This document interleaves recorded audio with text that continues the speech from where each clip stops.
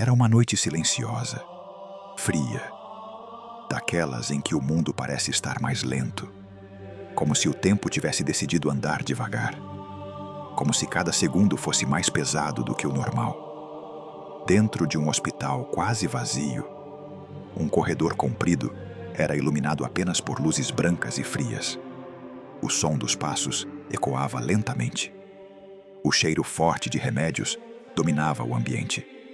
E o silêncio era quebrado apenas pelo som distante das máquinas. No final daquele corredor, havia uma porta entreaberta. E dentro daquele quarto, uma mãe estava sentada ao lado de uma cama. Seus olhos estavam inchados, vermelhos, seu rosto marcado por lágrimas que já haviam secado, mas que continuavam voltando, sem parar.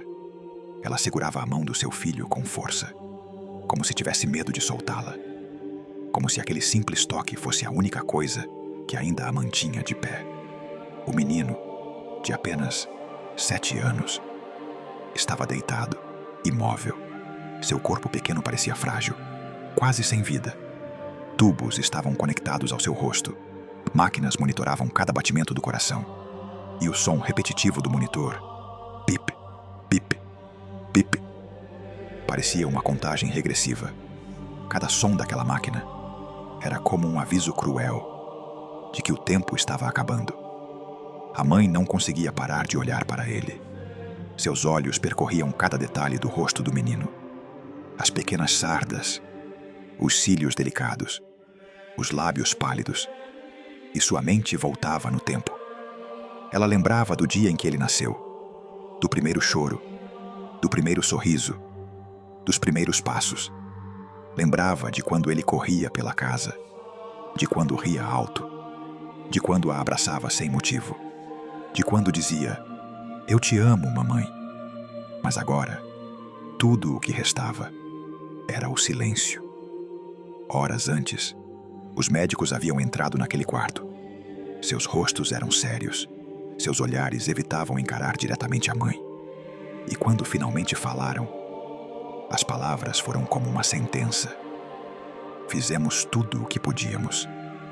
O corpo dele não responde mais aos tratamentos.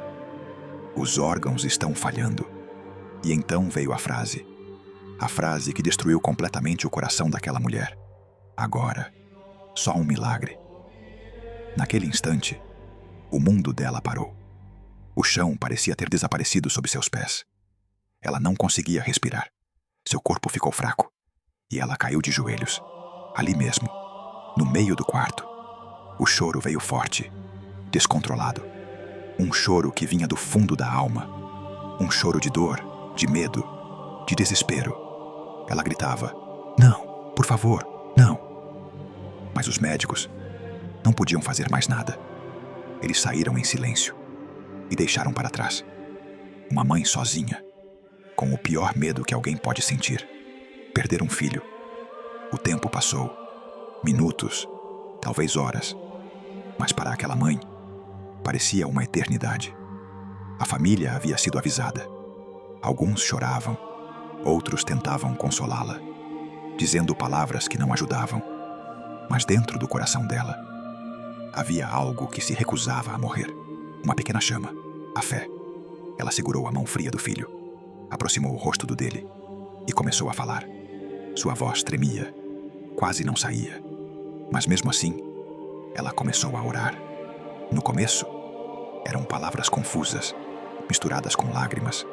Mas aos poucos, a oração ficou mais forte, mais firme, mais cheia de esperança. Ela dizia: "Senhor, eu sei que para os homens acabou, mas para ti, nada é impossível." As lágrimas caíam sobre o rosto do menino. Ela continuava: "Eu não peço riqueza, não peço nada para mim. Só peço a vida do meu filho. Só peço uma chance. Só peço que o Senhor não me abandone." E naquele momento, algo começou a mudar no ambiente. O quarto ficou silencioso, estranhamente silencioso, como se até o ar tivesse parado, como se uma presença invisível tivesse entrado ali. A mãe não percebeu, mas continuou orando, sem parar. sem desistir, sem perder a fé. E foi então que algo impossível começou a acontecer. O monitor cardíaco, que estava fraco, começou a mudar. Os números subiram. Os sons ficaram mais rápidos. A enfermeira olhou, surpresa, e correu para chamar os médicos. Eles entraram rapidamente, sem acreditar no que viam. Os sinais vitais do menino estavam voltando. O que antes era impossível, agora estava acontecendo diante dos olhos deles. E a mãe, ainda de joelhos, continuava chorando e orando, sem perceber nada. Até que o menino mexeu a mão. Primeiro, lentamente.